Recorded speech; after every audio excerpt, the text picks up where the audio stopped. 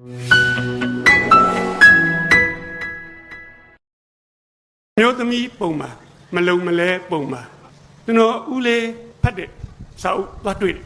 သူအဲ့ရဘေးကစပွဲပေါ်မှာရှိကျွန်တော်အဲ့ဒီစာအုပ်ကိုဖတ်ချင်ပါတယ်ကိုယ်ကလည်းလူပြိုပေါက်ဆိုတော့စိတ်ဝင်စားပါတယ်ဦးလေးကိုသွားပြောရင်လည်းနှရင်အရိုက်ခံရမှသိကြတယ်မပြောဘဲနဲ့အသာလေးတိတ်တိတ်ယူဖတ်ရင်ပူပြက်ကကြီးမယ်ကျွန်တော်မနေနိုင်ဘူးဗျာဖတ်ချင်တော့အကြီးတော့ရိုက်ချင်လည်းရိုက်ပါစေတော့ဦးလေးကိုကျွန်တော်သွားပြောတယ်ဦးလေးလို့အဲ့ဒီစာအုပ်ကလေးကျွန်တော်ဖတ်ချင်တယ်အဲ့လိုလည်းပြောလိုက်အောင်ကျွန်တော်ထင်တာနဲ့ပြောင်းပြန်ဦးလေးကဟာအတော်ပဲတဲ့ငါဒီစာအုပ်မင်းကိုဖတ်ခိုင်းမလို့ကွာအဲ့တော့မင်းကလာတောင်းဆိုတော့ဟန်ကြလိုက်လေကွာရော့ငါတူဖတ်အစအဆုံးဖတ်ဘယ်သူရေးတဲ့စာအုပ်တုံးဆိုစာရေးဆရာကြီးဦးသိန်းဖေမြင့်ရေးတဲ့စာအုပ်ပါစာအုပ်နာမည်ကတက်ခေနှဆိုးတဲ့ဒီကိုခန္ဓာနဲ့ရင်းပြီးတော့စီးပွားရှာတဲ့မိန်းမတွေအကြောင်းအဲ့ဒီလိုမျိုးသမီးတွေနဲ့ပျော်ပါတဲ့လူတွေရဲ့အကြောင်းရေးတာဝတ္ထုက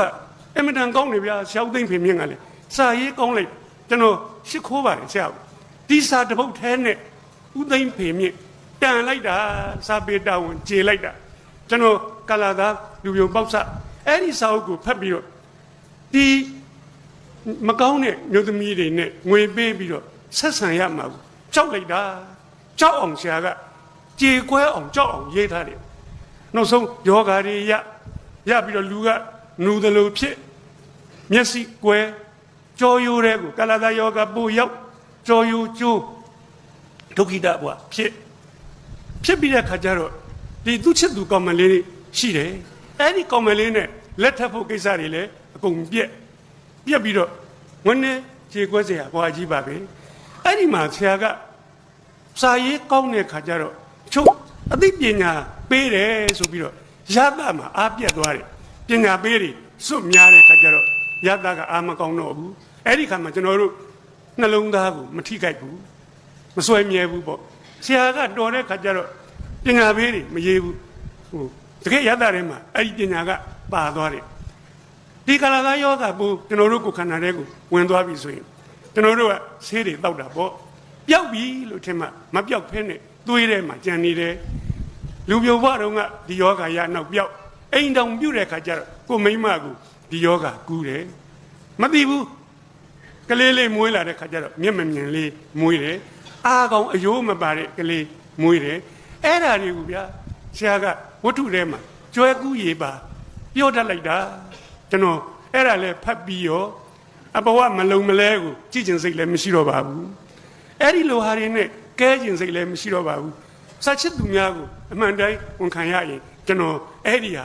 ကင်းရှင်းအောင်နေခဲ့နိုင်တယ်ဘာဖြစ်လို့တော့ကိုအိမ်အောင်ကြရင်ကိုချစ်လို့ယူထားတဲ့မိန်းမဘူးမသိဘာမသိဒီယောဂကူတော့မယ်အဲ့ဒီပူဆိုးတာကကိုမွေးတဲ့ကလေးကိုရဲ့မလိမ္မာမှုနဲ့တာလာသားယောဂဆစ်ဖလစ်ယောဂပါလာတော့မယ်ကျွန်တော်ကောင်းမွေသားသမီးကိုမပေးနိုင်ဘူးရှက်ဖို့ကောင်းလိုက်တာအဲ့လိုတွေးမိတဲ့အတွက်ဒါကိုရှောင်ကျဉ်နိုင်ခဲ့ပါတယ်အိမ်အောင်ပြုတ်တဲ့ခါမှာတတ္တိရှိပါတယ်ငါအကြောင်းတော့မင်းမညစ်နွမ်းစေရဘူးငါသားသမီးယောဂဆိုမပါစေရဘူးကြည့်ပါဦးသိန်းဖေမြင့်ရေးတဲ့စာကလေးတုပ်ကိုဖတ်ရတာကျွန်တော်လူတွေဘယ်နှယောက်ရှိမှလည်းမသိဘူးကျွန်တော်ကိုယ်တိုင်တော့ကောင်းစွာဘဝကိုနေထိုင်တတ်စေခဲ့ပါတယ်စာပေကျေးဇူးကြည့်ပါတယ်ရှာဦးသိန်းဖေမြင့်ကျေးဇူးကြည့်ပါတယ်နောက်တစ်ခါတော့အဲ့လိုပဲပြကျွန်တော်ဖတ်ရင်းနဲ့ဒီသိထားတာလေးပေါ့တနေ့မှာကျွန်တော်မိသားစုနဲ့တနင်္ဂနွေနေ့ဆိုရင်ကျွန်တော်တို့ထမင်းစားရတာပြောပါတယ်ကျွန်တော်ကလည်းဝန်တန်းကျွန်တော်ဇနီးကလည်းကျောင်းဆရာမကျွန်တော်တို့အတူတူထမင်းစားရတဲ့အချိန်နဲပါတယ်တနင်္ဂနွေနေ့ကြလို့ရှိရင်ဖြင့်သူလည်းကျောင်းပိတ်ကျွန်တော်လည်းယုံပိတ်ကျွန်တော်သားလေးနဲ့သမီးလေးလည်းကျောင်းပိတ်မိသားစု၄ယောက်ထမင်းလက်ဆောင်စားရတယ်အဲ့လိုနေ့လေးတွေကမမေ့နိုင်တဲ့နေ့တွေပါပဲစကားသမီးတွေပြောပေါ့ပြောကြကျွန်တော်သားကကျွန်တော်ပြောနေတာကိုလူပြောတယ်လူပြောရင်းနဲ့ဒီကောင်မျက်လုံးပြူသွားတယ်မျက်လုံးပြူပြီးတော့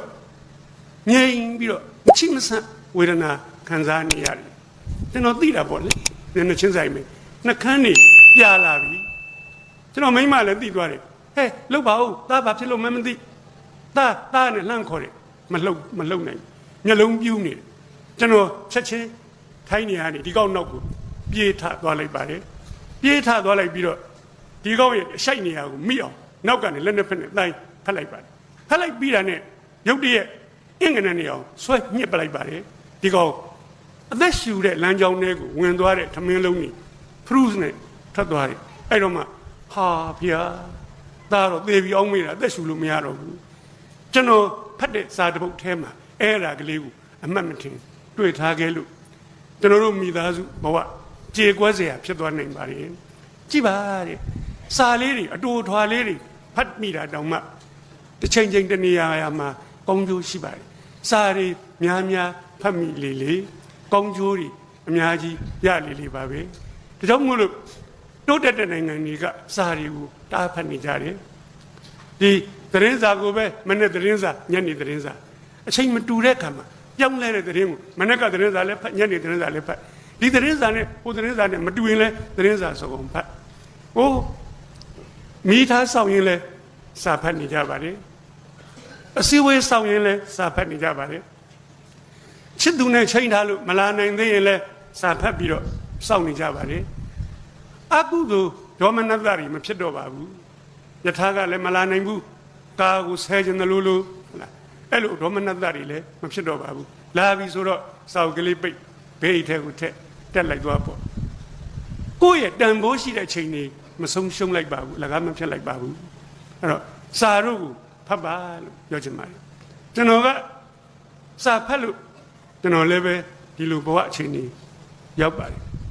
ကျွန်တော်ငယ်ငယ်တုန်းကအင်မတန်သိငယ်စိတ်ရှိပါတယ်လူညံ့ပါပဲသိငယ်လူကညံ့သွားပြီသားအောင်မေးတော့သိငယ်စရာတွေကလည်းလူတွေမှာမျိုးမျိုးရှိပါတယ်အဖေမရှိရင်လည်းသိငယ်တယ်အမေမရှိရင်လည်းသိငယ်တယ်အဖေရောမေရောနှစ်ယောက်စလုံးမရှိတော့မိပါမယ်ပိုးသိငယ်တာပေါ့အဖေနဲ့မေအိမ်တော်ကွဲသွားရင်လည်းကလေးစိတ်ထဲမှာအားနေတယ်သိငယ်တယ်မိဘဆင်းရဲရင်လည်းသိငယ်တယ်ကျွန်တော်တို့မှာသိငယ်စရာအကြောင်းတွေအများကြီးပဲအဲ့ဒီသိငယ်စရာအကြောင်းတစ်ခုခုကြောင့်သိငယ်နေကျွန်တော်တို့နာပြီတချို့များမဆင်းရဲတော့မဆင်းရဲပါဘူးနှစ်ထပ်အိမ်နဲ့ဒါပေမဲ့လို့ဘေးကတိုက်ကြီးနှစ်ခုရဲ့ကြားထဲရောက်နေတော့အဲ့ဘေးကတိုက်နှစ်ခုမော့ကြည့်ပြီးဒီကောင်နှစ်ထပ်အိမ်နဲ့သိငယ်နေတဲ့ကောင်လည်းရှိသေးတယ်အဲ့တော့သိငယ်ပြီဆိုရင်လူကပျော့ညံ့သွားတယ်အယိုးပြော့ယောဂရတယ်လို့ပဲခွေခောက်သွားတယ်သိငယ်ချင်းနဲ့အတူတူလွမ်းတယ်လို့ဆွေးတယ်လို့ဝမ်းနေတယ်လို့စိတ်ကပျော့သွားတဲ့အတွက်လူပါ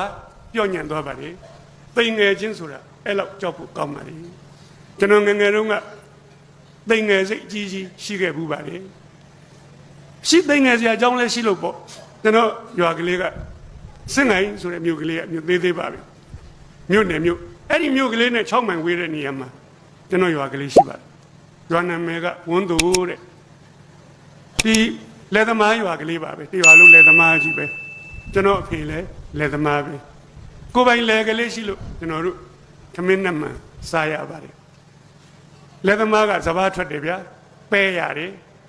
နှမ်းထွက်တော့စီရတာပေါ့ခမင်းစားဖို့တော့မပူရပါဘူးကျွန်တော်9နှစ်အရွယ်ရှိတော့အဖေကွယ်လွန်သွားပါတယ်အမေ24နှစ်မှာမုတ်ဆိုးမှဖြစ်တယ်မလုတ်တဲ့မကင်တဲ့လေယာစီးပွားကလေးအမေလက်ထက်မှာပြက်သွားကျွန်တော်တို့ဆင်းရဲသွားတယ်ကျွန်တော်ကိုဖေကြီးနဲ့မေကြီးကခေါ်ယူပြီးတော့မွေးစားပါတယ်စဉ်းစားကြည့်ပါ9နှစ်သားမှာအဖေကွယ်လွန်တော့အားငယ်တာပေါ့အဖေကြီးမေကြီးနဲ့နေရတော့လေစိတ်ထဲမှာသိငယ်စိတ်ရှိပါတယ်ဒါပေမဲ့အဖေကြီးကတော့အဲ့ဒီရွာကလေးမှာမဆိုးပါဘူးသူတယောက်ပဲဒီရွာလေးမှာလယ်သမားမဟုတ်တာ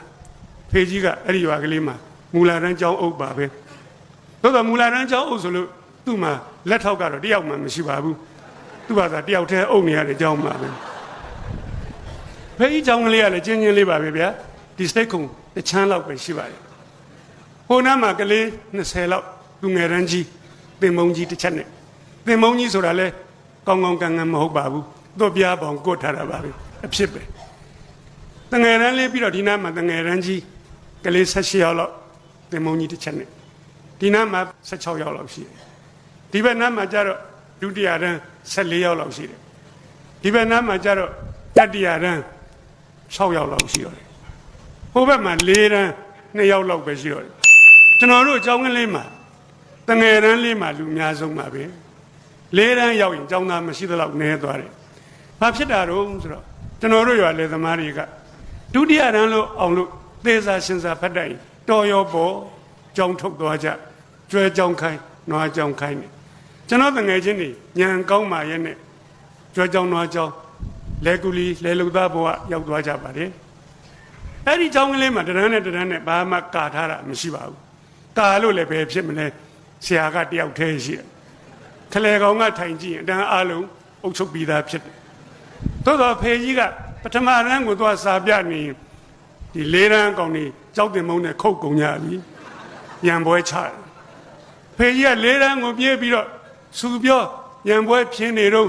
ဒုတိယတန်းကောင်ကြီး2 ပန်းချပြန်ပြီဒုတိယတန်းပြေးရပြန်ပြီအဖေကြီးခင်ဗျာစာတင်ရတာကနည်းနည်းရံပွဲဖြင်းရတာကများဒီเจ้าမှာကျွန်တော်ကမူလတန်းပညာသင်ရတယ်အဲ့ဒီเจ้าကလေးမှာကျွန်တော်သိကြိုက်တာတခုရှိပါတယ်ဘာလဲဆိုတော့စာမေးပွဲလုံးဝမရှိပါဘူးဟိုသိဟန်ကြတာပါပဲအမေရိကန်တို့ဘာတို့မှာစာမေးပွဲစစ်တာမရှိဘူးတန်းတင်ပေးတယ်တဲ့ကျွန်တော်တို့ရွာကြောင်ကလေးကလည်းခင်မီတိုးတက်ပါတယ်စာမေးပွဲမရှိဘူးအဲ့တော့ဒီပထမဆန်းတို့ဒုတိယဆန်းတို့မရှိဘူးအတန်းတင်စာမေးပွဲကြီးဒါလည်းမရှိပါဘူးအဲ့တော့နွေရာသီသူများအကြောင်းနေပိတ်ရင်ကျွန်တော်တို့အကြောင်းလက်ခတ်တီနဲ့ပိတ်ချလိုက်တာပါပဲစာမေးပွဲတွေပြီးသွားတဲ့သဘောပါပဲကျောင်းပြန်ဖွင့်တဲ့ခါကျတော့ဖေကြီးကဟိုပရင်းမောင်နာကကောင်းနေဒီစပွဲနာကိုရွှေ့လိုက်ဒါတန်းတက်သွားတာပါပဲ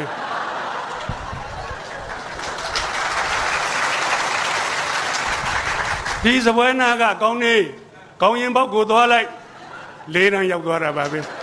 ဟိုတယောက်မှလည်းမကြပါဘူးဘယ်ကြမလဲဖြေမှမဖြေရတာပဲအေးမင်းเจ้าနာဆက်တဲ့နေအတန်းကတော့မှန်အောင်နေမှာပဲဟိုရော့သွားတာတော့မတတ်နိုင်ဘူးအဲ့လိုနည်းနဲ့ဗျာကျွန်တော်က4 တန်းရောက်သွားတယ်ကျွန်တော်4 တန်းရောက်တဲ့နှစ်ကျတော့ဖေကြီးကစာမေးပွဲဖြေရမယ်4 တန်းစာမေးပွဲဖြေရမယ်အော်တစ်သက်လုံးမဖြေဘူးတဲ့စာမေးပွဲဘယ်လိုဖြေရမှန်းလည်းမသိအဲ့ဒီနှစ်ကျတော့မှဗျာဖြစ်ပုံ4 တန်းကဘုတ်စစ်စာမေးပွဲတဲ့ကိုရွာကိုเจ้าဖြေလို့မရဘူးမြို့เจ้าသွားဖြေရမယ်ဟာပူဆိုးနေပါပြီအဲ့ဒီနှစ်ကကျွန်တော်တို့เจ้าမှာ4 တန်းเจ้าသားကလည်းများဆဆပါပဲကျွန်တော်တယောက်တည်းရှိအဲ့ဖေကြီးကဖြေဆိုတော့လေဖေကြီးကြောက်တော့သွားဖြေရတာပေါ့ဖြေလိုက်တော့လေအောင်သွားပါလေဗျအဲ့ဒီနှစ်ကကျွန်တော်တို့เจ้าရဲ့4 တန်းအောင်ချက်ကတော့ယာနှုံးပြေးပါပဲတယောက်တည်းဖြေတာတယောက်တည်းအောင်တော့ယာနှုံးပြေပေါ့ကျွန်တော်ကြရင်လည်းယာနှုံးပြေကြမှာပဲဗျစင်နိုင်မြို့ပေါ်ထက်တန်းကျောင်းကနာမည်ကြီးသူက54 ယောက်သွင်းတယ်50အောင်နဲ့4 ယောက်ကြတယ်ကျွန်တော်တို့ကျောင်းရဲ့အောင်ချက်ကိုမမီပါဘူးအဖေကြီးကသဘောကျသွားမင်းမြို့ကျောင်းဆက်တယ်ရမင်းကျွန်တော်ရင်မြို့ကျောင်းသွားတက်တာတယောက်မှမရှိပါဘူးဘယ်ရှိမလဲဗျာ6 မိုင်ဆိုတော့သွားပြန်12 မိုင်ဝေးတယ်ဆက်ဘိန်းကလေးဝယ်ပေးရလက်သမားတွေကဝယ်မပေးနိုင်ပါဘူးအဲ့ဒီတုန်းကလက်သမားပြောတာအခုတော့ဆိုင်ကယ်တွေမနေဆောင်နေရတယ်ကွန်ဆေးတွေပါကောင်းတာကိုအဲ့တော့အဖေကြီးကတော့သူ့မြည်ကိုစတတ်စေခြင်းနဲ့တဲ့ကျောင်းဆရာကိုဝယ်ပေးမယ်တဲ့ဘိန်းတော့ကျွန်တော်ကံမကောင်းပါဘူးကျွန်တော်4 တန်းအောင်တဲ့နှစ်မှာအဖေကြီးကအငိမ့်စားယူရတယ်အဲ့ဒီတုန်းက55 နှစ်ဆိုရင်ပင်စင်ယူရတဲ့ကာလပြအဲ့ဒါနဲ့ဖေကြီးလာကမရတော့သူ့မှာရခင်ကရှိထားတဲ့ငွေကလေးနဲပါတယ်အဲ့ဒီငွေကလေးရှိစုမဲ့စုနဲ့ဘိန်းတစ်စင်းလိုက်ရှာငွေအားကနဲတော့ရလာတဲ့ဘိန်းကလေးကအတော်အိုပါတယ်ဘယ်လောက်များအိုတော့ဆိုရင်အဲ့ဒီသက်ရွယ်ကနေခုလောက်ကြီးတဲ့အထိအဲ့ဒီဘိန်းလောက်အိုတာကျွန်တော်တခါမှမတွေ့ဘူးတော့ပါဘူးကျွန်တော်ဘိန်းလေးတစ်ခုလုံးမှာအယောင်လက်တနေရာမှမရှိဘူးလက်ကင်မဲလေးပဲမဲမှာပေါ့တန်ကြီးတွေတက်နေတာပဲဂွေမဲပါတယ်စပုတ်တန်တချောင်းမကြံကုန်မဲပါတယ်အဲ့ဒီဘိန်းအိုလေးကိုဝယ်ပေးတဲ့အဖေကြီးရဲ့ကျေးဇူးကိုရိုးသေးသေးရှိခိုးကြော့ပါတယ်ဒီဘိန်းအိုကလေးကိုလည်းကျွန်တော်တိတ်ချစ်ပါတယ်လောက်ကြံပြောတာမဟုတ်ဘူးဗျာကျွန်တော်မှတ်မိညအဲ့ရဝင်တိုင်းတစ်ခါနန်းနေဗျာအဲ့ဒီဘိန်းကလေးကိုဘယ်နာနန်းတော့လက်ကင်ဆုံးက ဝက်ဦးမဲမဲလေးနမ်းပါလေဆောင်းတွင်းဆိုရင် तू ကအေးဆက်ဆက်မှာကြောကြောပဲမကောင်းဘူးနမ်းလို့မကောင်းလေကျွန်တော်ချစ်တော့နမ်းပါလေနောက်တော့ရိုးသွားတော့မနမ်းတော့ပါဘူးဒီဘိန်းကလေးကျွန်တော်ရွာထဲကိုစီးလို့ရှိရင်ရွာထဲကကလေးတွေဝိုင်းကြည့်ကြတယ်တရွာလုံးမှာဒီဒဇင်းရှိတာဟုတ်အဲ့တော့သူတို့ကအံ့ဩတယ်အိုးဘိန်းကလေးနှစ်ဘိန်းကိုလက်ကင်ကလေးတစ်ခုတည်းနဲ့မလဲအောင်ထိန်းထားနိုင်တယ်တဲ့အံ့ဩလို့ကျွန်တော်ကလည်းလက်တစ်ဖက်တောင်လှုပ်ပြလိုက်သေးကြွားတာနှစ်ဖက်တော့မလွတ်ရဲဘူးဂျွန်းပြစ်သွားမယ်အဲ့တော့ကိုရွာတော့ကိုဘိန်းကလေးနဲ့ဟုတ်လို့စစ်ငိုင်မြို့เจ้าကြတော့သူတို့ကဗျာလေးရအောင်တဲ့သားသမီးတွေကိုလေးဘိန်းဟန်ပါပြီးမိဘတွေကအသစ်တွေဝယ်ပေးကြကျွန်တော်တို့ခေတ္တကလေးရအောင်ကျေးလက်စိုက်ပျိုးရေးမန်နေဂျာကြီးအလုပ်ရတယ်9တန်းအောင်လို့ရှိရင်ကျောင်းဆရာရလျှောက်လို့ရပြီစည်ရေးလျှောက်လို့ရတယ်အဲ့တော့4တန်းလောက်အောင်တဲ့ကလေးကိုမိဘတွေကပေးတာပေါ့ရလေးဘိန်းတို့ဟန်ပါဘိန်းတို့အသစ်တွေသူတို့ဘိန်းတွေကဗျာနေရောင်နဲ့စီးသွားရင်တပြောင်ပြောင်တလက်လက်နဲ့ကျွန်တော်ဘိန်းကတော့ဘာရောက်မှမထွက်ပါဘူးကျွန်တော်ကတော့အဆင်ပြေအောင်တွေးပါတယ်ကောင်းတယ်လို့ငါဘိန်းကနေရောင်နဲ့စီးသွားရင်ဘသူမျက်စိမှဒုက္ခမပေးဘူးဘာရောက်မှမထွက်တာဘယ်လိုလုပ်ပေးမလဲဘိန်းနဲ့ရှင်တော့ကျွန်တော်ရှုံးအဝိစားချင်းရှင်တော့လေရှုံးတာပဲဘိန်းကအိုးလမ်းကကြမ်းတတိုင်းတိုင်းလဲရင်လည်းမသက်သာပါဘူးဂျွန်းပြစ်ကြဖုန်လေးကပေးတစ်ချိန်လဲတော့ကျွန်တော်ခါတယ်နှစ်ချိန်လဲတော့လေခါသေးတယ်သုံးချိန်လဲတော့မခါကျင်တော့ပါဘူးခါရင်လဲပြန်လဲအောင်ပါပဲခဏခဏခါရတာမောတယ်ကွာမြို့เจ้าကြမှာအားလုံးပေါင်းခါတော့မယ်အဲ့ဒီကြတော့လေဗျာချွေးနဲ့ဖုံနဲ့ကတ်တော့အင်ကြီးလေးတွေကပေးလို့နွမ်းလို့သူတို့မြို့ပေါ်ကျောင်းသားတွေကတော့ဗျာဘိန်းကကောင်းလန်းကကောင်းကျောင်းနဲ့အိမ်ကနီးအင်ကြီးမီးဘူးကြဖြူဖွေးလွှတ်လို့အရေးရောင်ချင်းဘယ်တူပါမလဲဗျာတကယ်တော့ပိဿချင်းတော့မတူပါဘူးသူတို့ပိဿလေးတွေပိုကောင်းပါလေကျောင်းဆိုင်ချင်းတူရင်သူတို့လုံကြီးလေးတွေပိုစိမ့်ပါလေဟိုကျွန်တော်တမင်လိုက်ပြိုင်တာမဟုတ်ပါဘူးမသိမသာရှိုးလိုက်မြင်နေရတာပါပဲဝတ်စားခြင်းလဲရှုံးမြန်ပြီမုံဘိုးကျွန်တော်ဖွားကတနေ့မှတမူးပဲပေးနိုင်တယ်အဲ့တုန်းကမူးခစ်မက်ခစ်တမတ်ဆိုရင်ခောက်ဆွဲတော့မုံဒီတော့လက်တော့စုံအကုန်စားလို့ရတမူးမကတ်နိုင်ဘူးဘာစားရတော့ကျွန်တော်တို့အညာဒေသဂျုံစီတွေကိုထညက်နဲ့ပြစ်နေအောင်ကြိုးအုံးသီးဆံမုံလေးဖြူထားတမူးဖို့စားရင်ဘိုက်ကိုကားသွားတာပဲတနေ့လုံးမစားတော့ပါဘူးကျွန်တော်နေတိုင်းဂျုံယိုတစ်ခွက်မှန်တီးရပါတယ်အသက်ကြီးလို့ခုကျမ်းမာရေးနဲ့အာဟာရအကြောင်းတွေဖတ်တော့ဟိုကျွန်တော်ကျမ်းဖန်ကံကောင်းခဲ့တာကို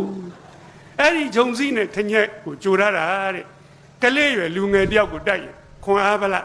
ဖြစ်စေတယ်တဲ့ကျွန်တော်အရက်6ပေရှိပါတယ်အဲ့ဒီဂျုံယိုတွေကျေးဇူးပါပဲ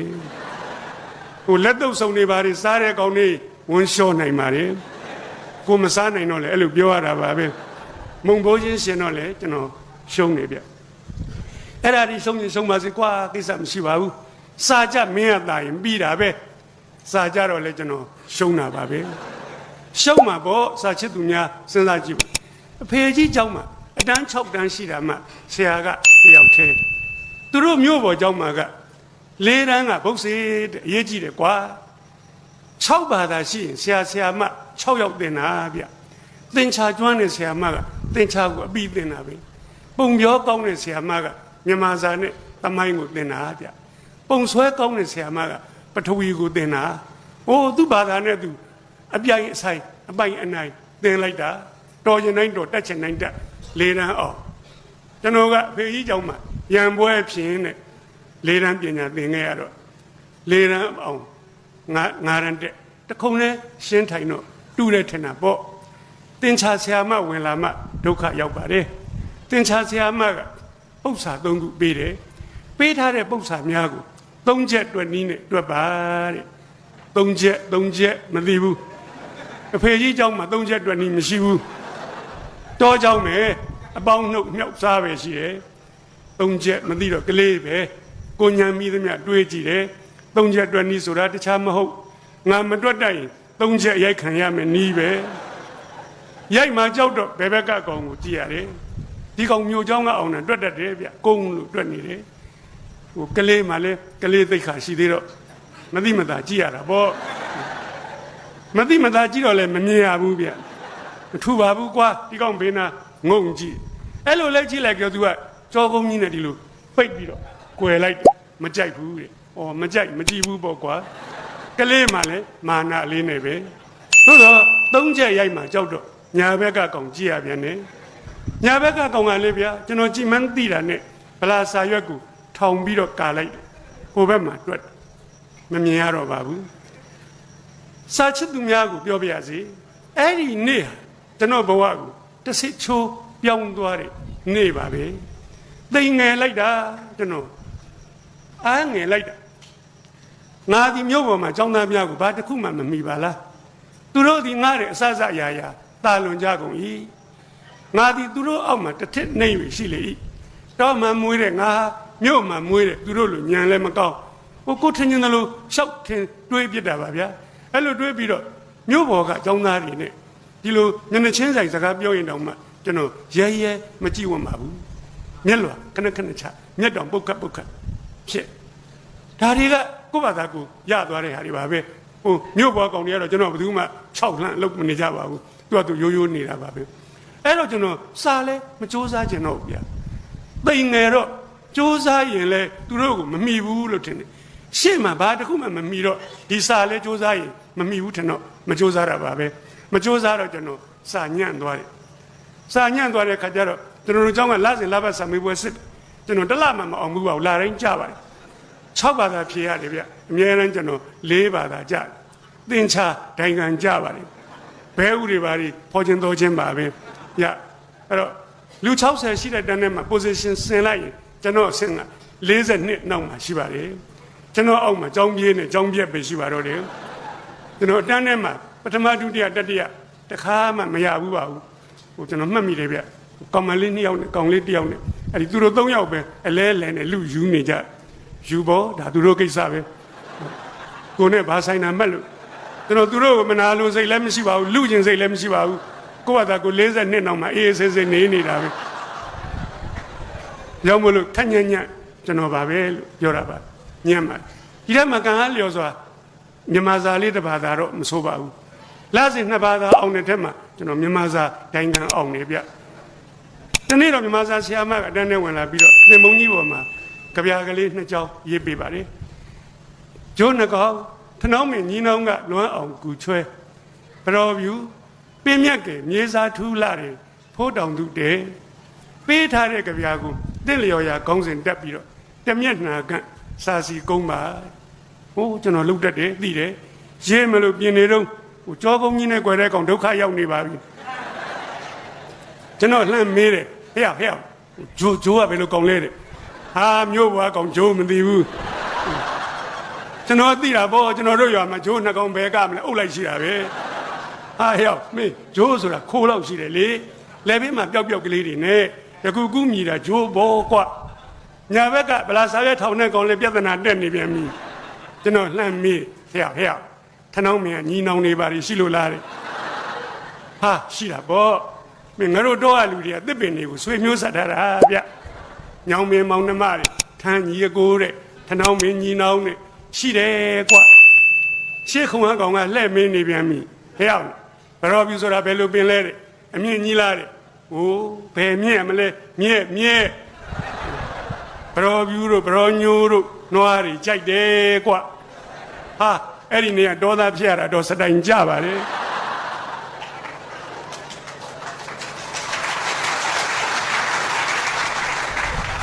ကျေးဇူးတင်ပါတယ်ဘဝတူချင်းချင်းမြောက်ပေးတာပါအဖို့တောင်သူတဲ့သိတာပေါ့ဗျာကျွန်တော်အဖေတဲ့သွားနေကြတဲ့ပဲကောင်းစင်တောင်းရပြီဖို့တောင်သူတဲ့လို့တက်လိုက်ပါတယ်ကိုရွာကိုလေတော့ကကိုတစ်ပင်နေကိုမြက်တွေကိုငှက်တွေအားလုံးကျွန်တော်နဲ့ရင်းနှီးတယ်သိနေတယ်ဟိုးကျွန်တော်ရေးလို့ကောင်းလိုက်တာ15မိနစ်နဲ့တက်မျက်နှာပြီး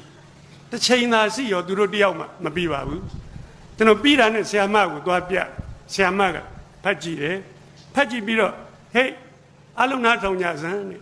ကျွန်တော်စာစီစာကုန်းကလေးကိုတန်းလုံးကြားအောင်ဖတ်ပြပြီးတော့စာအုပ်ကလေးကိုပိတ်ပြန်ပေးရင်းနဲ့ကျွန်တော်ကိုပြောလိုက်ပါတယ်မင်းကြည့်ရင်စာရေးဆရာဖြစ်မယ်တဲ့ငါတန်းမြန်မာစာဆရာမပြောတဲ့စကား ကျွန်တော်နှလုံးသားထဲမှာစွဲဝင်စူးနစ်သွားပါတယ်စာရေးဆရာဘာကောင်မှန်းလည်းမသိပါဘူးသိမသိဆရာမကကောင်းလို့ပြောတာနေမှာငါးရန်းနဲ့စာရေးဆရာဖြစ်ချင်ပါတယ်ကျွန်တော်ဆရာမနာမည်ကလေးကိုထုတ်ပြီးတော့ပူဇော်တဲ့အနေနဲ့ပြောချင်ပါတယ်ဒေါ်အေးငွေတဲ့ကျွန်တော်နောင်စာရေးဆရာဖြစ်လို့ပထမဦးဆုံးထွက်တဲ့စာအုပ်ကစဆရာမစီကိုပို့ပါလေဆရာမကွယ်လွန်သွားတဲ့အချိန်ထိထွက်သမျှစာအုပ်တိုင်းပို့ပါသူပြောတဲ့နှုတ်မြွက်စကားတစ်ခုကကျွန်တော်ဘဝကိုပြဋ္ဌာန်းပေးလိုက်တယ်လို့ပါပဲဆရာမကျေးဇူးရှိပါတယ်ကျွန်တော်စာရေးဆရာဖြစ်နေဘယ်လိုဒုက္ခတွေရောက်ဘယ်လိုငတ်ပြတ်ဖြစ်ဆရာမကတော့ကျွန်တော်ကိုကောင်းရာပို့တဲ့ကျေးဇူးကြီးပါလေအဲ့တော့ကျွန်တော်မြန်မာစာလေးကတော့လာစဉ်အောင်ပါလေကျွန်တော်လာဘတ်စာမေးပွဲသာမအောင်တာဗျတန်းတင်စာမေးပွဲတွေကြရင်တော့လိမ့်ပိန်အောင်သွားတယ်သင်္ချာ1 နှစ်ရှိတယ်လေနှစ်က9တန်းကျမှဒူစတင်ရတော့ကျွန်တော်လိုက်နိုင်နေဗျတစ်ကတော့ဟိုတော်ကြောင်ဆိုတော့သင်္ချာမတော်ပါဘူးနှစ်ခုပေါင်းလို့80ဆိုကျွန်တော်အောင်သွားတာပေါ့200မှာ80ရအောင်တယ်တချို့နှစ်ကြတော့ကျွန်တော်90လောက်ပဲရပါတယ် moderation ဆိုပါသွားတာပါပဲ10တန်းလောက်ရောက်တော့ကျွန်တော်စာရီတော်တော်ဖတ်နေပါပြီစာရေးဆရာဖြစ်ချင်ရင်စာရီဖတ်ရမယ်လို့လည်းသိနေပါပြီအဲ့ဒီမှာဗျာငယ်သောသူများကိုပြောချင်ပါလေကျွန်တော်တို့စာရီကိုဖတ်တဲ့ခါကျတော့အတုခိုးမမားဘူးရတစာပေတွေကြတော့လေအတုချစ်တယ်တို့အလွမ်းနေတို့ဟိုကြောက်ကြတာတွေတို့ကွဲသွားတာတို့ဘာလို့ပေါ့ဗျာအဲ့လိုအများကြီးရေးကြတော့ပါကျွန်တော်တို့ရေးတာပါပဲဟိုအဲ့ဒီလိုဝတ္ထုတွေဖတ်ရတဲ့ခါကျတော့တစ်ခါမှကိုယ့်ဘဝနဲ့ပုံတူကူးရင်မှားတတ်တာတွေရှိပါတယ်ကျွန်တော်ကိုယ်တွေ့ဗျကျွန်တော်တကယ်မှားခဲ့ဘူးပါတယ်ကျွန်တော်10တန်းကျောင်းသားမှာကျွန်တော်ဖတ်တဲ့အချုပ်ထုတစ်ခုမှာဇက်လိုက်ကောင်ကလေးက10တန်းကျောင်းသားတဲ့ဟာဖတ်ရင်နဲ့ကောင်းတယ်ကွာလို့ငါလဲ10တန်းမှာပဲကွာဝတ္ထုဖတ်ရင်နဲ့မိတ်ဆက်နေရသေးဆက်ဖတ်တော့သူ့အမေကမုတ်ဆိုးမှာတဲ့ဟာဟိုတောင်ကောင်းသေးကွာငါအမေလည်းမုတ်ဆိုးမှာပါပဲဗျအဲ့ကို့အမေမုတ်ဆိုးမှာဖြစ်တာအဲ့ဒီတခါပဲဝန်တာဘူးပါတယ်ဇက်လိုက်နဲ့တူနေလို့နှစ်ချက်တူတော့ဆက်ဖတ်တဲ့ခါကျတော့သူ့အမေကဆင်းရဲတယ်ဟာဟဲ့ငါအမေလည်းဆင်းရဲတာပဲကွာ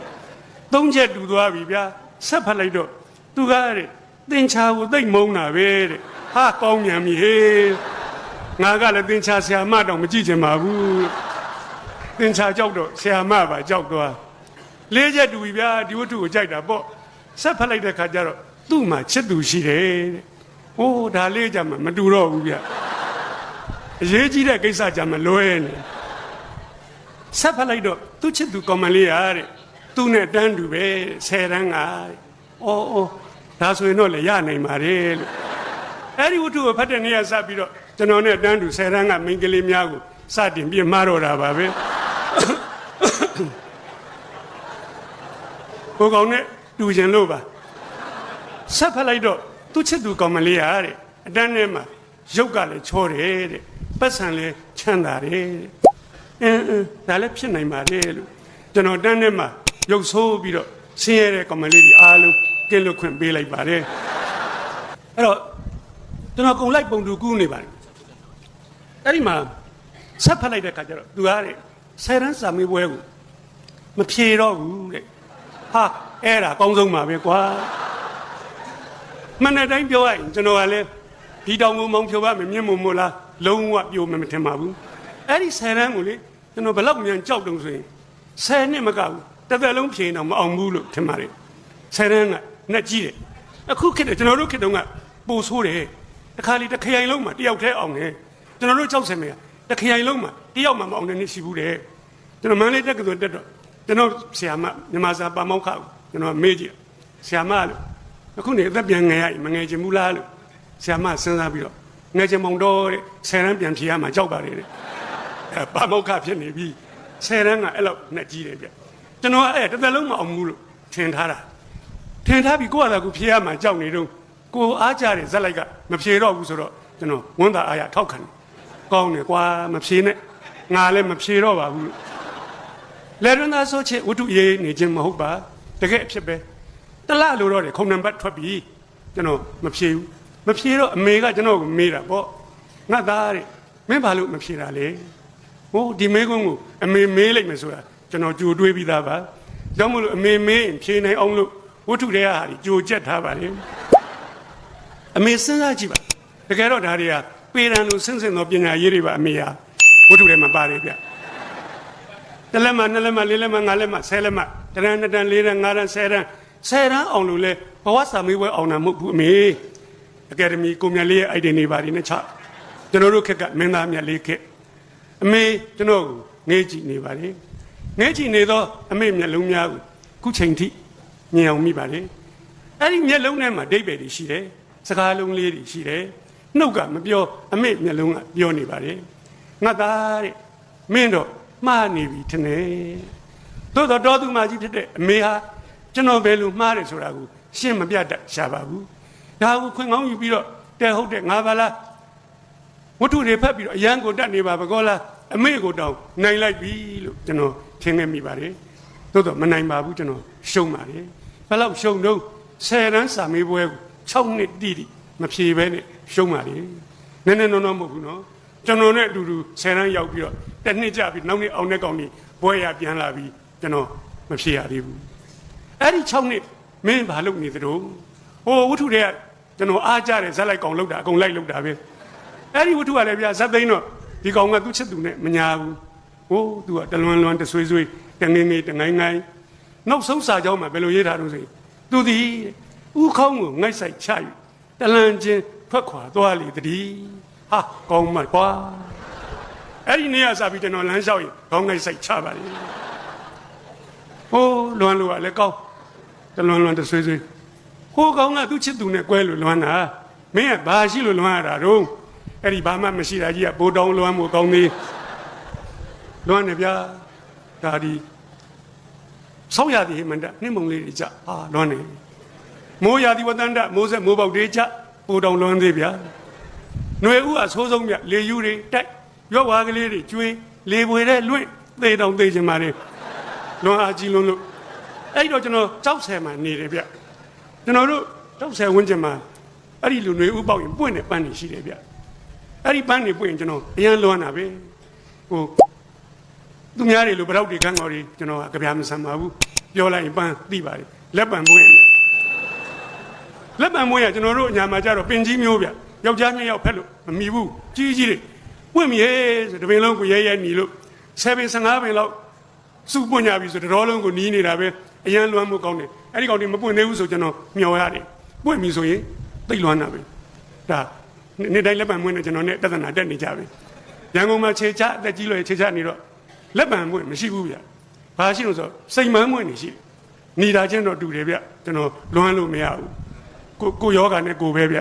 အဲ့ဒီကောင်ကျွန်တော်သိမရင်းနေဘူးရှိရမှာပေါ့ကွာကျွန်တော်လိုက်ရှာတယ်ဗျလိုက်ရှာတော့တွေ့ပါတယ်ရွှေတကုံမြောင်းမုတ်ဆင်းမှာတပင်ရှိတယ်ဗျစက်မှုတက်ကတူထဲမှာအနောက်ဘက်တတိုင်းနားမှာကပ်ရ2 ပင်ရှိတယ်ဗျနောက်တစ်ခါ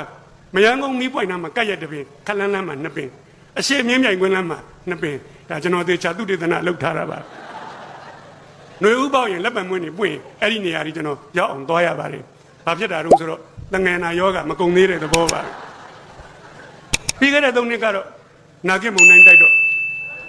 ကျွန်တော်အိမ်ကလည်းအမိုးတွေပွင့်ကုန်တာပေါ့ဒါနဲ့အိမ်မိုးတွေပြင်းနေတော့ကျွန်တော်သမီးလေးကလာတတိပေးတယ်ဖေကြီးတဲ့ဖေကြီးလက်ပံမင်းနေလဲသွားကြည့်လိုက်အောင်နဲ့ဟာဟုတ်တာပေါ့လက်ပင်တွေကအများကြီးလဲတာပဲကျွန်တော်လက်ပံမင်းနေရှိတဲ့နေရာကိုကားတစ်စင်းနဲ့ရှောက်လက်ပတ်ကြည့်နာကိဆိုတဲ့ကောင်လှုပ်သွားတာလက်ကြံတော်မရှိပါဘူးလွမ်းเสียလက်စသိမ့်သွားတာပါပဲအဲ့တော့လက်ပံမွေးနေမြင်ကျွန်တော်လွမ်းနေဗျာရွာစီယိုးမှာမိကိုကလေးပတ်ဟောသိလွမ်းမှုကောင်းနေဗျာရိုးပြငုတ်တိုတွေမြင်လွမ်းနေထောင်တဲ့ကောင်ကထောင်လဲတဲ့ကောင်ကလဲနွားကြီးတကောင်ကအဲ့ဒီရိုးပြငုတ်တိုတွေကိုတပြုတ်ပြုတ်နဲ့စားပိုးတောင်လွမ်းသေးဗျာကုံငင်ကားကြီးတစ်စင်းကမိုးကားကြီးကိုချုံအဝေးပြင်းလန်းကြီးမှာတအီးမောင်းသွားဟာလွမ်းနေကွာလူကချမ်းနေပြီးစိတ်ကကားကြီးနဲ့ပါသွားတယ်လို့ပါပဲ။အိုးလမ်းပေါ်မှာကောင်မလေးချောချောလေးတယောက်သွားဟာလွမ်းနေကွာ။ဘာဆိုင်လို့လွမ်းတာလဲ။ဘာမှမဆိုင်လို့လွမ်းတာပါပဲ။ချောချောလေး3 ယောက်သွားရင်3 စလွမ်းပါလေ။အုပ်လိုက်ဖြတ်သွားရင်သေသွားနိုင်ပါလေ။ဒီလိုလူစီစီရှိတဲ့နေရာကျွန်တော်မသွားဘူး။ တရားထဲတလွန်လွန်တဆွေးဆွေးတငင်းငင်းတငိုင်းငိုင်းထိုင်ပြီးတော့နေလေရှိပါတယ်မင်္ဂလာဆောင်ဝေးဝေးကရှောင်းနေအဲ့ဒီတို့သမီးကကိုနဲ့ဘာလို့ညာလို့အဲ့လိုတွေးမိအရန်ခံစားရတယ်ဟုတ်လဲမဟုတ်ဖဲနဲ့ကျွန်တော်တွေးမိလေရှိပါတယ်ဘာကိုပြပြီးတော့ဆိုတော့နည်းနည်းကြောင်းလာတာကိုပြနေပါပြီအဲ့ဒီချိန်မှာကံလျော်စွာကျွန်တော်တငယ်ချင်းတယောက်ရန်ကုန်ကပြန်လာတယ်သူကကျွန်တော်ရဲ့ပူလွန်းစရာပူကောင်းပါတယ်ဒီကောင်ကတော့10တန်းအောင်နေဗျသူ10တန်းအောင်တဲ့နှစ်မှာသူ့ဖေနဲ့အမေတစ်နှစ်တွင်မှာ80နောက်ဆင့်ကွယ်လွန်တဦးဒီသောသားဆိုတော့အိမ်ကြီးတအိမ်မှာတယောက်တည်းတကောင်ကျွတ်ကြံခဲ့တယ်အားငယ်လွန်းလို့ရန်ကုန်ကိုဆင်းသွားတယ်ရန်ကုန်မှာသူ့ဘာကြီးရှိပါတယ်ဥပယီနဲ့သမီးများစာပေကျွန်တော်တို့ကြောက်ဆယ်ကပါပဲကျွန်တော်တငယ်ချင်းရဲ့ဘာကြီးတော်ပါတယ်တိမ်ငယ်လွန်းလို့ရန်ကုန်ဆင်းသွားဘာကြီးကသူ့ကိုမြင်တော့သိတာပေါ့မိဘနှစ်ပါးဆုံးတဲ့တဲ့ရင်ကလည်းကြားမျက်နာကလေးကလည်းငယ်စကားပြောတော့တန်းကလေးကတိုးတိုးဒိန်ဒိန်လူလေးဟောတာဘာကြီးရဲ့စာအုပ်ဆိုင်ကြီးပဲကွမျက်စိပြေလက်ပြောက်စာအုပ်ကလေးတွေကူရောင်းပေါ်လူလေးဟာရော့ဒီမှာငါတို့ပြင်းပြဖတ်ဖို့စာအုပ်တစ်ထပ်ကွလက်တန်းလောက်ထူရတယ်20နဲ့2အုပ်စပွဲပေါ်တင်ပြီးကျွန်တော်တငယ်ချင်းကဈေးကူရောက်အယောင်ပါတော့စာအုပ်ကလေးတို့ကိုယူဖတ်လို့ပြီးတဲ့စာအုပ်ကိုဒီဘက်ကိုပြောင်းပြီးတော့ဘုံရွှေတကုံသွားဖျားဖူးပြန်လာတော့တအုပ်ကိုဖတ်ပြီးတာလေးဒီဘက်ပြောင်းဘုံ22အုပ်သောစာအုပ်များကိုတလနီးပါးဖတ်တော့အားလုံးကုန်သွားတယ်ဒီနာကဘုံဒီနာရောက်ဆိုင်ထဲမှာရှိတဲ့ဘာကြီးကိုလှမ်းပြောတယ်ဘာကြီးတဲ့ကျွန်တော်ကြောက်ဆယ်ပြန်တော့မယ်ဘာကြီးကဒီလေတန်းကိုသဘောကျတယ်ဗျအလားတော့ငါလိုတိုးတိုးတိမ်တိမ်မဟုတ်မျက်နှာလေးကိုလှမ်းကြည့်တော့လေမျက်နှာငယ်မဟုတ်ဘာကြီးကစူးစမ်းနဲ့မေးခွန်းမေးလိုက်အေးပြန်ပြီးရင်ဘာလုပ်မလဲလူလေးရကျွန်တော်တက်ကတူဆက်တက်မယ်ဘာကြီးဟာဒီဖြေကိုပို့ကြိုက်တယ်တဲ့ဘာကြီးရဲ့လှမ်းကြည့်တဲ့မျက်စိမှာဒီနာကစာအုပ်ပုံဒီနာရောက်သွားတာလေတတိပြုံမိသွားပြီဘာကြီးကစာသမားပြလူပါဟောဒီစာအုပ်တစ်ထပ်ကိုပေးတာအကြောင်းမဲ့မဟုတ်ဒီယုံမြင်လို့ဒီခြုံထွင်တာဗျငါပြစ်တယ်မြမှန်သွားပြီငါတူရဲ့တသက်တာစိတ်ချရပြီအဲ့တော့ဟိုကောင်ကလည်းတငယ်ချင်းကောင်းမြဘာကြီးရဲ့ဒီစာအုပ်ကလေးတွေတော့ကျွန်တော်ကိုပိုင်ပေးလိုက်ပါဟောယူသွားလေလူလေးကမင်းကိုပေးပြီးသားပဲလေကွာဂုံလျှော်ကျိုးလေးနဲ့စီးပြီးတော့ယူလာတယ်သူ့ဘုံမဟုတ်ဘူးသူ့တငယ်ချင်းဟိုကောင်တလွန်လွန်တဆွေးဆွေးတငင်းငင်းတငိုင်းငိုင်းနဲ့အကောင်ဟိုကောင်ဆိုတာဒီကောင်ကျွန်တော်ကိုတတိယလို့စာအုပ်စည်းကလေးဆွဲယူလာ60ကြတော့ကျွန်တော်အိမ်ရောက်ဒီလိုစပွဲပေါ်ကိုစာအုပ်စည်းလေးတမင်အတန်မြအောင်ဘုတ်ခနဲ့ချကျွန်တော်ရှိပါတယ်အဲ့ရကလေးပေါ်မှာပက်လက်ကလေးဘာလုပ်နေတော့လွမ်းနေပါတယ်သိကြတာပေါ့ဘုတ်ကောင်ကပြောတယ်ဟဲ့အောင်နဲ့ငါရန်ကုန်ကပြန်လာပြီတဲ့မင်းမို့ဒီမှာစာအုပ်တွေပါလာတယ်ကျွန်တော်အဲ့ရကလေးပေါ်ကနေလှမ်းမေးလိုက်ပါတယ်ဘာစာအုပ်တွေများလဲတငယ်ချင်းရဲ့မဲပုံမင်းကြီးကခလွန်းလွန်းဘုတ်ကောင်နားကြပြင်းကတ်ဟဲ့ကောင်လုံမနေနဲ့တဲ့ငါအားလုံးဖတ်ပြီးပြီမင်းပိုင်ယူလိုက်တော့သွားမယ်ကျွန်တော်လေတန်းကိုမကြိုက်မာရီကြောရီပြောပြီးတော့ထွက်သွားတယ်အိမ်တကားထွက်မှလှမ်းអော်လိုက်သေးဟဲ့ကောင်ဖတ်ပြောင်းဖတ်တော့တယ်သွားတယ်ချက်တော့တငယ်ချင်းရဲ့စေတနာကိုလေးစားလို့အဲ့ရကလေးမော်ကလွမ်းလွမ်းကလေးထားလာပါတယ်အပေါ်ဆုံးစာအုပ်ကိုကျွန်တော်လွမ်းလွမ်းကလေးယူကြည့်ဘသူရေးတဲ့စာအုပ်တုံးဆိုတော့စာရေးဆရာကြီးပြီမုံနေရေးတဲ့စာအုပ်ပါစာအုပ်နာမည်ကလေးကြည့်တော့စိတ်ပညာတဲ့ခက်ခဲနဲ့နဲ့ရှုပ်ထွေးသိမ်မွေ့တဲ့စိတ်ပညာကိုဆရာပြီမုံနေကဝကြတို့ကလေးများနဲ့ရှင်းလင်းလွယ်ကူအောင်ရေးတတ်ပါပြီတဲ့နမူနာလေးပြောပါလူတယောက်ဟာတဲ့ကိုယ်စိတ်ကိုနှိမ့်ရင်နှိမ့်နေမြင့်ရင်မြင့်နေကျွန်တော်ခဏနားပြီးတော့ကျွန်တော်စိတ်ကိုအကဲခတ်မှန်ပါတယ်ဆရာကြီးကျွန်တော်စိတ်ကဖြင့်အဝီစီရောက်နေပါပြီဘလောက်မြန်နှိမ့်တုံးဆိုတော့အဝီစီရောက်တဲ့လောက်ပြောရမလို့ပါပဲဆရာကဆက်ပြောတယ်လူတယောက်မှာတဲ့ဘဝရီမန်းချက်ရှိရမယ်ကွာမင်းဘာဖြစ်ချင်တယ်လဲမင်းရဲ့ဝါသနာပိစားရိုက်နဲ့ကိုက်ညီတဲ့ရီမန်းချက်ကိုထားကွာမင်းကဆရာဝန်ကြီးဖြစ်ချင်တာလားသူများရောင်လို့မရောင်ပါနဲ့အင်ဂျင်နီယာကြီးဖြစ်ချင်သလားစာရေးဆရာကြီးဖြစ်ချင်သလားတထေးကြီးဖြစ်ချင်သလားကိုဝါသနာပိစားရိုက်နဲ့ကိုက်ညီတဲ့ရီမန်းချက်ကိုထားမဖြစ်မနေလို့ကွာဘယ်ရီမန်းချက်မှသိလို့တာမရှိဘူးနော် ကိုဝါသနာနဲ့ကြိုက်လာတော့အဲ့လိုမဟုတ်ဘဲနဲ့လူတွေကအခုခါမှာရောရောရောင်ရောင်ကာလလို့ပြောရမလို့ပါပဲသူတယောက်ကဆရာဝန်ဆိုအကုန်လိုက်ပြီးတော့ဆရာဝန်တော့ကြာတော့ဟိုသွေးမျက်နှာနဲ့လန့်နေတဲ့ကောင်ဘယ်လိုလုပ်ဆရာဝန်လုပ်လူသေးမျက်နှာနဲ့ခွဲဖို့ထားလို့အော်အန်နေတယ်သူများကအင်ဂျင်နီယာဟိုငါလည်းအင်ဂျင်နီယာတော့ကြာတော့10ပေလောက်အမြင့်တက်ပြီးဒူးတုံနေပြီဘယ်လိုအင်ဂျင်နီယာဖြစ်စစ်ဖို့လေးစိတ်ကောင်းတယ်သူများစစ်ဖို့ငါလည်းစစ်ဖို့တော့ကြာဘယ်ရင်းညိုပြောဖောက်တာနဲ့ထွက်ပြေးကိုဝါဒနာနဲ့ကြိုက်တာလုပ်ပါတဲ့ကျွန်တော်တို့တော့တွန်တေးကိုသွားဟောရတယ်သွားဟောတော့တွန်တေးသိမ့်နံကတချင်းဆိုဝါဒနာပါတာဗျကျောင်းပညာတောင်ပြီးအောင်မသင်ပါဘူးတချင်းဆိုရင်းနဲ့ကြော်ကြားအောင်မြင်သွားလိုက်တာဆရာဝန်ရောပြည်သူကားရောအင်ဂျင်နီယာရောစစ်ဗိုလ်ချုပ်ရောအကုန်လုံးတွန်တေးသိမ့်နံတချင်းလိုက်အော်နေရတာပါပဲ40ကျော်အချစ်တို့လားခုနပြောတဲ့ဟိုခေါင်းလုံးတန်တညံညံပေးတို့ဘာတို့ပုံအော်နေကြတာပဲတချင်းမှာကိုယ်ထက်တင်ထားတာပဲခေါင်းလုံးတန်တညံညံဘယ်နာကြားလိုက်ကျွန်တော်ဖြင့်မလေးစားပဲကိုမနေနိုင်ဘူးရွာเจ้าကိုတတိမရပဲကိုမရှိနိုင်ဘူးဒီလူကိုချစ်လိုက်တာတော်လိုက်တာသူသေးတော့ရုပ်ရှင်မင်းသားမင်းသမီးတွေသိရင်ရေဝေးမှာတိတ်လူစီတာပဲလိုက်ပို့တာမဟုတ်ဘူးလိုက်ပို့တဲ့မင်းသားမင်းသမီးကိုကြည်တာ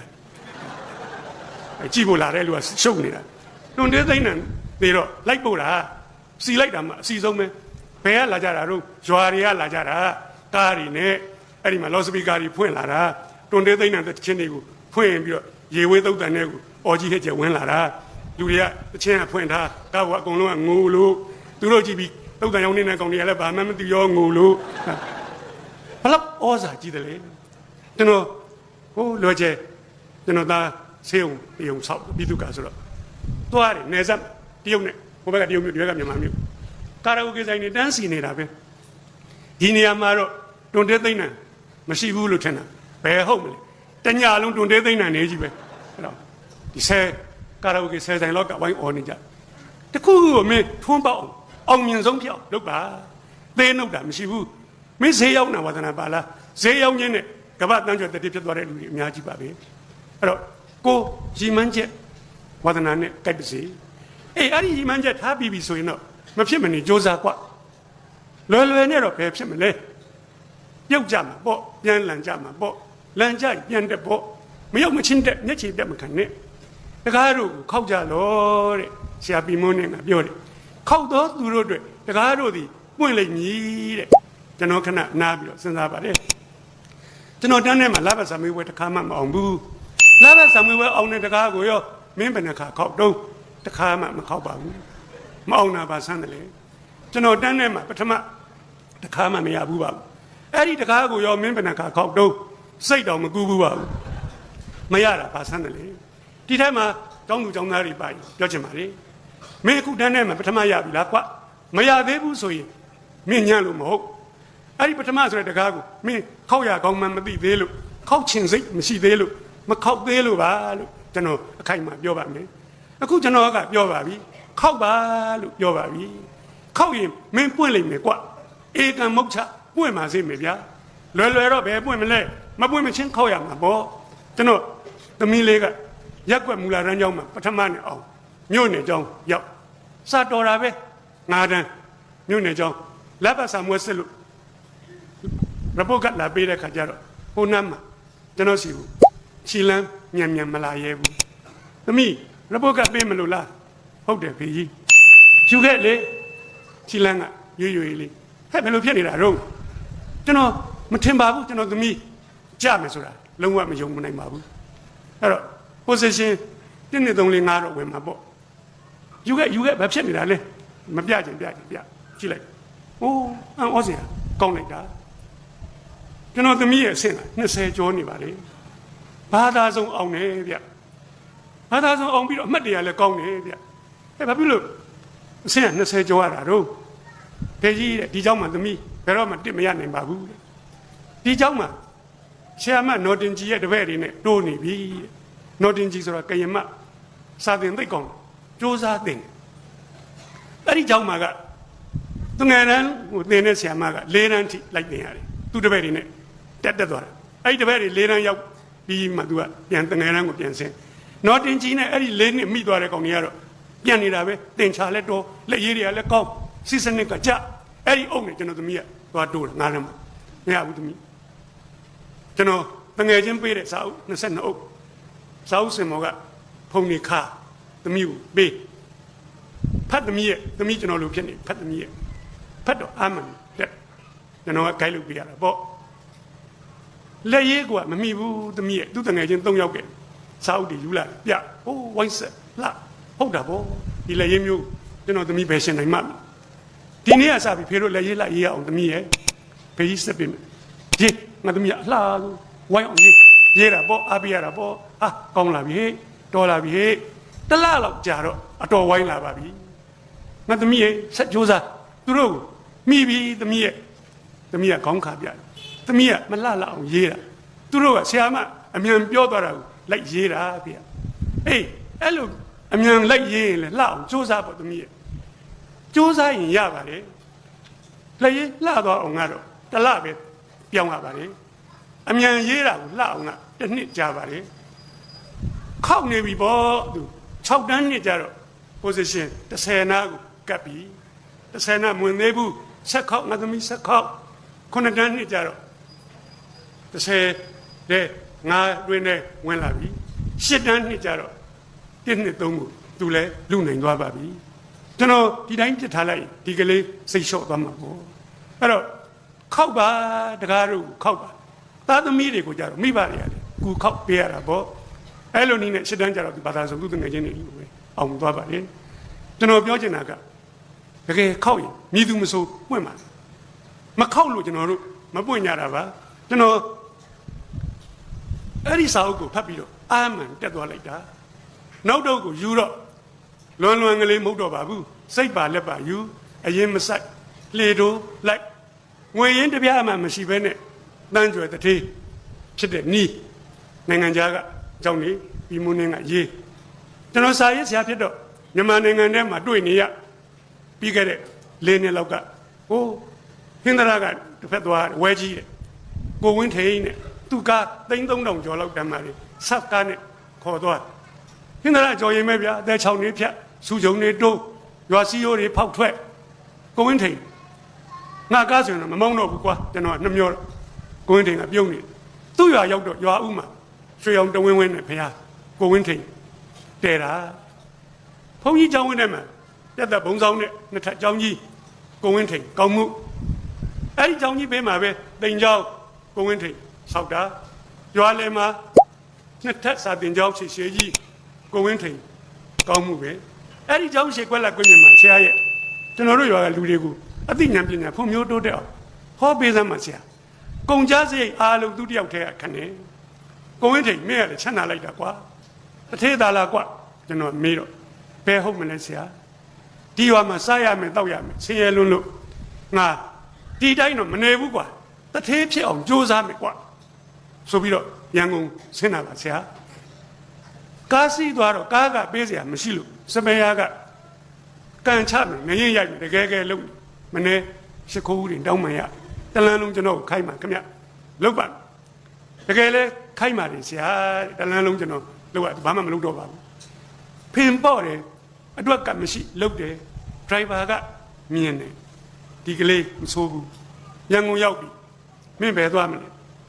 ကျွန်တော်သွားစရာနေရာမရှိပါဘူးဩမင်းတော့ဒုက္ခရောက်တော့မယ်ကောင်မင်းကဲဒီလိုလုပ်ငါကားမှမင်းကုန်ထမ်းညကြတော့ဒီကားကိုစောင့်ပြီးတော့အိပ်ပေါ့ကွာဟာဟန်ကြလိုက်တာအလုပ်လည်းရပြီအိတ်เสียကြောခင်းမှုနေရဒရိုင်ဘာကလည်းဟန်ကြညာတိုင်းကားဆောင်ပတ်စံပေးနေရပတ်စံမပေးရတော့လည်းကားခိုင်းလို့ရအဲ့ဒီကောင်ကဗျာစပယ်ယာကိုနင်းပေးနှိပ်ပေးဒရိုင်ဘာကိုနင်းပေးနှိပ်ပေးလက်ဖေးဆိုပြေးဝဲလိုက်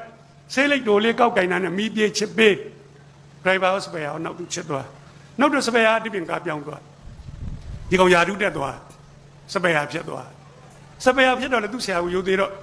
ဆရာကချစ်တယ်နဲ့ကားမောင်းတင်ပေးကားရေဆဲကြီးအောင်ကွာကားစီထုတ်ချီကွာမောင်းတက်သွားတော့လိုင်စင်လုတ်သူတို့ဆရာကားတစ်ထောင်တော့ဒရိုင်ဘာအမတ်ခံပြောပေးတာနဲ့ဒီကောင်ဒရိုင်ဘာဖြစ်ဟိုကောင်စပယ်ယာကစပယ်ယာတိုင်းပဲကြံခဲ့တယ်နော်သူဒရိုင်ဘာဖြစ်တဲ့ခါကျတော့ရတဲ့ငွေကိုမတော့မစား900ဆဲလိုက်တော့မတုံဆွဲဘူးစုထားငွေကလေးချစ်ပါသိကားပြည့်ရင်သူများလိုဝါရှော့ထိုးပြီးတော့လက်ဖေးတိုင်းမသွားဘူး ကားတန်ရောစင်နဲ့ဘေးကထိုင်ကြည့်ဘာဖြစ်လို့ပြတ်တာလဲဗျဘယ်လိုလုပ်လို့ကောင်းသွားတာလဲအဲ့ဒီပစ္စည်းထည့်ရတာဘာပစ္စည်းလဲတစ်ခါပြတ်တော့တစ်မျိုးတက်10 ကားပြတ်တော့10 မျိုးတက်အဲ့ဒီမှာရင်နောက်တော့ကားကောင်းကောင်းပြင်တက်သူ့စုမိတဲ့ငွေကလေးနဲ့ဝက်ရှော့ကလေးထောက်ကြည့်ဟုတ်သူ့ဆရာကဒရိုင်ဘာမှကြံခဲ့ပြီဝက်ရှော့သေးသေးလေးကနေချိန်မှန်နေကွာလောက်တာကောင်းနေကွာဆက်ဆံရေးပြင်းလေတယ်ကွာအတ္တများတော့ဝက်ရှော့ကြီးဖြစ်အခုနောက်ဆုံး10 ဘိန်းကားကြီးတွေဘော်ဒီရိုက်ရောက်တာကားတစ်စင်းကို390ရကိုဝင်းထိန်တထေးဖြစ်သွားတာပဲသူဆရာဒရိုင်ဘာကဒီတိုင်းပဲကြံခဲ့သူကတထေးဖြစ်အောင်လုပ်မယ်ဆိုတဲ့ရီမန်းချက်ထားတာကိုဘယ်ရက်လို့ရမလဲကျွန်တော်တို့ရီမန်းချက်မြင့်မြင့်မားမားထားစမ်းပါကိုဝင်းထိန်နဲ့တွေ့ပြီးကျွန်တော်60မြို့ဆင်ပွဲပြန်တော့ကျွန်တော်ငယ်ငယ်ကစပယ်ဟာဥကန်ထူးသူနဲ့တွေ့နာမည်ကတော့ကန်ထူးပဲလူကတော့ကန်မထူးဥကန်ထူးဘာရင်လုပ်နေတော့ဩဆရာကလည်းငယ်ငယ်တုန်းကစပယ်ဟာခုလည်းစပယ်ဟာပေါ့ဥကန်ထူးသူ့ကိုယ်သူမမြင့်တင်ပါဘူးဒီတိုင်းပဲနေနော်လူဆိုတာကို promotion ပေးရမယ်ဗျသူများပေးမယ် promotion မှာကျွန်တော်တို့ကမျောနေတာကိုမြင့်အောင်မြင့်အနည်းဆုံးစာရီဖတ်တစ်နှစ်ကိုလားခင်ဗျာအုပ်20ဖတ်ပြီးအသိဉာဏ်ပညာမြင့်သွားပြီနောက်တစ်နှစ်ကျတော့အုပ်40ဖတ်နှစ်ဆတိုးမြင့်သွားပြီ promote လုပ်တယ်ဆိုအဲ့ဒါ promotion ပေးပါဥကန်ထူးကကျွန်တော်ငယ်ငယ်ရလေစပယ်ဟာခုလည်းစပယ်ဟာဟောခမရသားကြည်အောင်ရောဟောဆရာကလည်းစပယ်ရသားစပယ်ဟာပေါ့ဆရာရဲ့ဟောဥကန်ထူးကသူ့ကိုယ်သူမမြင့်အောင်မကဘူးသူ့သားသမီးကိုလည်းသူ့ရဲ့မြင့်အောင်မမြင့်နိုင်ဘူးဟမ်ခမရတို့ကလည်းအဖေစပယ်ဟာသားစပယ်ဟာကိုကျွန်တော်ကမကျေနပ်လို့ပြောတာဥကန်ထူးကချီးမွမ်းတာမှတ်လို့ဘယ်ကမလဲဆရာခုကျွန်တော်သမီးကြီးကမွေးတယ်မြည်ကလေးလည်းစပယ်ဟာပဲခမရသွားပြီပေါ့ကျွန်တော်တို့မျိုးနွယ်ဆက်တည်အဲ့ဒီလိုသာဖြစ်ရင်တော့ဒီလူမျိုးကဘာမှာတုံးပြီပေါ့နှိပ်ရှုံးပြီပေါ့ကိုလည်းမြင့်မှာကိုပတ်ဝန်းကျင်လည်းမြင့်မှာအဲ့တော့ကျွန်တော်ကဗျာအဲ့ဒီစာအုပ်ဖတ်ပြီးတော့အာမန်တဲ့ကျွန်တော်တငယ်ချင်းတလာနီးပါးဖတ်ရတယ်20နှုတ်တထိုင်တည်းနဲ့ပြီးတာနဲ့ကျွန်တော်ဘာလုပ်ချင်တော့မိုးကိုဒူးနဲ့ပြတ်တက်ချင်တယ်အမှန်တိုင်းဖြစ်တဲ့တိုင်းပြောတာခက်ချောင်ညောင်ပဲတက်ကြွတာမဟုတ်ဘူးကြွတက်တာအဲ့ဒီမှာကျွန်တော်တရားဒီစာအုပ်ကိုယူပြီးရေးလိုက်ဒီနှစ်10 တန်းပြန်ဖြေမယ်8 နှစ်တက္ကသိုလ်ဆက်တက်မယ်10 တန်းပြန်ဖြေမယ်ကတော့ဟုတ်တာပေါ့8 နှစ်တက္ကသိုလ်ဆက်တက်မယ်ကမင်းအောင်မကိုအောင်မမလားဆိုတဲ့တန်တရားစိတ်ကျွန်တော်မှာသေးကလေးတောင်မရှိပါကြည့်နော်ဒီလူတယောက်သေးပဲဗျဟိုးတခါတုန်းကတော့10 နှစ်မကတသက်ဖြေရင်တော့မအောင်ဘူးလို့ထင်တယ်အခုတော့8 နှစ်တက္ကသိုလ်ဆက်တက်ဘယ်တော့စမလဲကွာပြီမုံနဲ့တပည့်ပဲဗျာစနေအင်္ဂါရက်ရစာရွေးမနေနဲ့ကွာအခုစကွာအဲ့ဒီနေ့ပဲကျွန်တော်စဘာနဲ့စအင်္ဂလိပ်စာနဲ့စဒါခုကျွန်တော်ပြောနေရတယ်တကယ်ဖြစ်မှန်ပါပဲလောက်ချန်ပြောတာမပါဘူးအင်္ဂလိပ်စာနဲ့စလိုက်တော့အစမှခက်ညံ့အကောင်6 နှစ်တိတိလွမ်းနေလိုက်တာအင်္ဂလိပ်စာ I go to school တော့မလုပ်တတ်တော့ပါဘူး8 နှစ်တက္ကသိုလ်ဆက်တက်မယ်ကောင်အဲ့လိုလဲတွေးလိုက်ကြရောကျွန်တော်ပြောလိုက်တဲ့စကားရှိပါတယ်နှုတ်ကမပြောပါဘူးရင်ထဲကပြောတဲ့စကားရင်ထဲကပြန်ကြားတကယ်ပြောခဲ့ပြီးတော့တကယ်ကြားခဲ့ပါတယ်စာချစ်သူများစကားလက်ဆောင်ပေးပါမယ်ကောင်းတယ်စမယ်စရင်တုံညကစမယ်လို့ပြောလိုက်ပါတယ်ပြီးမိုးနှင်းစကားနဲ့ပြောရင်အဲ့ဒါအောင်စိတ်ပါပဲလူတယောက်အောင်တော့မယ်ဆိုရင်နောက်မတွန့်တော့ဘူးဗျရှစ်တူယူကိုပဲတက်တော့မှာပဲအဲ့တော့ပြီးမိုးနှင်းကဘယ်လောက်များအားပေးလို့ဒီတကားကိုခောက်တဲ့နေရာမှာမသေးပဲသေခင်ရောက်နေတော့ခောက်ကွာမိုးသက်မုန်တိုင်းကြီးကြုံတဲ့ခါမှာအိမ်ကတကားမပွင့်မင်းသေးတော့မှာပဲမရအောင်ခောက်တယ်လို့ခောက်မတပေါက်ပြီးတပေါက်လိုက်ခောက်ကျွန်တော်အဲ့ဒီမှာအားတက်ပြီးတော့အင်္ဂလိပ်စာကိုတကယ်တုံညကစရပါတယ်ကျွန်တော်ကြောင်းမတက်နိုင်ပါဘူးအလုပ်လုပ်နေရပါပြီကျွန်တော်တို့ခက်ကကျူရှင်မရှိပါဘူး Amen A. လူတယောက်ခွေးတကောင်